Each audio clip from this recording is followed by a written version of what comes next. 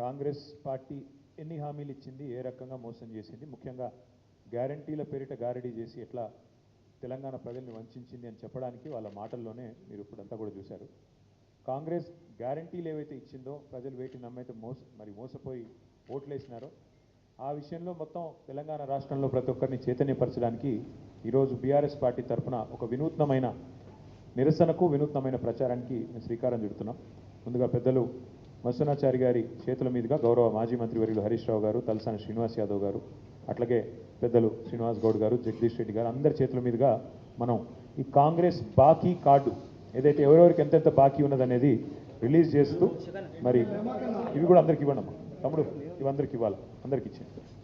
అందరు చేస్తూ ఇవాళ మీ ముందు విడుదల చేస్తా ఉన్నాం.